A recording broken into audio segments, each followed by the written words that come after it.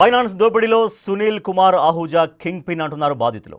మోసపోయామని తెలుసుకున్న బాధితులు ఒక్కొక్కరుగా బయటకు వస్తున్నారు. తమకు న్యాయం చేయాలని వేడుకుంటున్నారు. గన్ పార్క్ వద్ద నిరసన చేపట్టిన బాధితులు 5 ఏళ్లుగా పోరాటం చేస్తున్నా న్యాయం జరగడం లేదంటూ కన్నీళ్లు పెట్టుకుంటున్నారు. ఇదే అంశంపై మరింత సమాచారాన్ని మా ప్రతినిధి సాగర్ అందిస్తారు. సార్, సునీల్ కుమార్ ఔజా మోసాలపై బాధితులు ఆందోళన బాటపట్టారు. గన్ పార్క్ నుంచి ర్యాలీగా బషీర్బాగ్ ప్రెస్ క్లబ్కి వచ్చారు. తమ బాధను వ్యక్తం చేస్తున్న పరిస్థితి కనిపిస్తుంది. భారతీ బిల్డర్కి సంబంధించిన 700 మంది బాధితులుంటే ఇప్పటికే మేము రోడ్డున పడ్డాం, మమ్మల్ని ఆదుకోవాలంటూ వాళ్ళు ఆందోళన బాటపట్టిన పరిస్థితి. కొంతమంది బాధితులు ఉన్నారు, వారితో మాట్లాడి మనం తెలుసుకుందాం.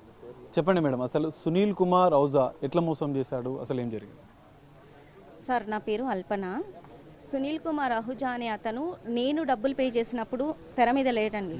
మేము పే చేసింది అయితే భవానీ అనే బ్రోకర్ నుంచి శివరామకృష్ణకు పే చేస్తామండి. అతనే మాతో మాట్లాడిండు, పొన్నారి శివరామకృష్ణ. ఆ తర్వాత ఇదేంటంటే ఫ్రీ లంచ్ ఆఫర్ అని చెప్పేసి ఒక 2 ఇయర్స్లో కంప్లీట్ అయిపోతుంది అని చెప్పారు. మేము కొంచెం ఇన్వెస్ట్మెంట్ పెట్టడం జరిగింది. తర్వాత వాళ్ళు ఏంటంటే 1 ఇయర్ తర్వాత 2 ఇయర్స్ తర్వాత వాళ్ళు కొంచెం డల్ అవ్వడం జరిగింది. ఎక్కడి వరకు అక్కడే ఆగిపోయి ఉన్నది. అసలు వర్క్ ఎక్కడ కూడా స్టార్ట్ అవ్వలేదు. ఇదేంటి ఇంత పెద్ద బిల్డర్స్ అని చెప్తున్నారు, మరి వర్క్ ఎందుకు ఆగిపోయిందని మేము అనుకున్నాము. తర్వాత అతను సునీల్ కుమార్ ఆహూజాకి ల్యాండ్ రిజిస్ట్రేషన్ చేశారని తెలిసింది. అది కూడా మా అందరినీ ఎవరిని కన్సల్ట్ చేయలేదండి. ఒక్కరిని కూడా కన్సల్ట్ చేయకుండా అదంతా లోపల జరిగిపోయింది. జరిగిపోయిన తర్వాత మాకు ఇంకా ఎంత అంటే మేము ఎంత వెర్రి వాళ్ళని చేసిండ్రంటే అసలు వీళ్ళకు వెర్రి పప్పలు అని అనుకున్నారో మరి ఏంటో తెలియదు. అంటే ఇప్పుడు ఇందాక చెప్పారు కదా 70 CR కట్టిన వాళ్ళము, 70 CR కట్టిన వాళ్ళకి ఎంత మోసం చేశారంటే సునీల్ కుమార్ ఆహూజా పేరు మీద రిజిస్ట్రేషన్ చేసేసారంట. సార్, మీరు చెప్పండి, అసలు మొత్తం భారతీ బిల్డర్స్ వాళ్ళకి మీ బాధితుల తరఫున ఎంత పేమెంట్ చేశారు, ఎంతమంది బాధితులు ఉన్నారు, సునీల్ కుమార్ ఔజా ఎట్లా మోసం చేశారు?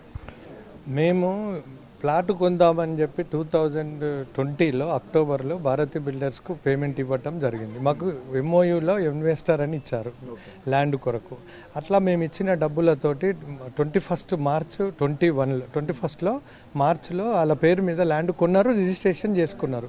తర్వాత HMDAకి అప్లై చేశారు. మేము 6.5 ఎకరాలు, అది కోంపల్లిలో. మేము అది మాకు ఆల్రెడీ ఇన్వెస్టర్ అన్నారు, మా ఆయన పేరు మీద ల్యాండ్ కొన్నారు కాబట్టి కట్టిస్తారని అనుకున్నాం. తర్వాత తెలిసింది ఏంటి అని అంటే ఆ ల్యాండ్ను కుదువ పెట్టడం, అంటే GPA విత్ పొజిషన్ అనేది ఆహూజా గారి దగ్గర డబ్బులు తీసుకొని అది రిజిస్ట్రేషన్ చేసి ఇచ్చాడు. పైననేమో మేము డాక్యుమెంట్ చూస్తే ఏమున్నది అని మొన్న తెలిసింది మాకు ఇవన్నీ. మీరు డబ్బులు కట్టిన తర్వాత సునీల్ కుమార్ ఔజా దగ్గరికి డాక్యుమెంట్స్ వెళ్ళాయా? అక్కడ GPA చేసడం జరిగింది. మేము డబ్బులు కట్టినాక వీళ్ళు ల్యాండ్ భారతీ బిల్డర్ వాళ్ళు కొన్నారు. కొన్న తర్వాత ఏమైంది మాకు తెలియకుండా భారతీ బిల్డర్ వాళ్ళు వాళ్ళకు GPA చేసి డబ్బులు బాకీ తీసుకున్నా అని మాకు చెప్పాడు. ఆయననేమో ఆయన అమ్మేసిండని ఆయన చెప్తున్నాడు. మా డబ్బులతోటి కొన్నది. ఇక్కడ జరిగిన మోసం అండి. తర్వాత ఆయన ఏం చేశాడు, 49 crores ఇచ్చారు. ఇప్పుడు చెప్తున్నాడు ఏంటంటే 49 crores మేము ఆహూజా దగ్గర తీసుకున్నాము, కానీ ఆయన కట్టింది మేము 105 కోట్లు అని EOWలో కూడా కేసు వేశాడు. వేసినాక మాకు ఇది తెలిసినాక చాలా మందిని, మేమే కాదు చాలా మందిని మోసం చేశాడు. ఈ ఐరా నరసింహారెడ్డి, ఫరీద్ అనే అతను, తర్వాత రఘునందన్ రెడ్డి, ఇలాంటి చాలా మంది బయటకు వచ్చినాక అప్పుడు మాకు తెలిసి ఇది ఇంత మోసపోయినామా మాకు తెలియదు. మేము కట్టిన డబ్బులతోటి కొన్న ల్యాండ్ను ఆయన పేరు మీద ఎట్లా పోయిందంటే తర్వాత శ్రీభారతి బిల్డర్లో ఆయన జాయిన్ అయ్యిండు.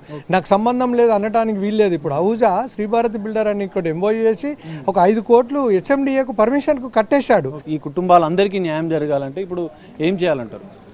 సార్, దీంట్లో మెయిన్ కల్పిట్ వచ్చి సునీల్ కుమార్ ఆహూజా, ఆశీష్ కుమార్ ఆహూజా అండి. ఈరోజు మాకు మీడియా ద్వారా తెలిసిందంటే అతనికి దుబాయ్కి పారిపోయాడు, కానీ దుబాయ్కి అయితే పారిపోలేదండి. అతను ఎప్పుడు ఏ సమస్య వచ్చినా కూడా మాకు మీడియాలో ఇదే స్ప్రెడ్ వస్తుంది, దుబాయ్కి పారిపోయాడు, మేము అతన్ని తిరిగి తీసుకురావడానికి ప్రయత్నిస్తున్నాం అని చెప్పి. బట్ ఇప్పుడు వరకు ఏ పోలీస్ డిపార్ట్మెంట్ కూడా ఎప్పుడు తిరిగి తీసుకురాలేదు. ఇతనికి లిక్కర్ స్కామ్లో కూడా కేసు వచ్చిందని చెప్పి మేము మీడియా ద్వారా విన్నామండి నిన్న మొన్న.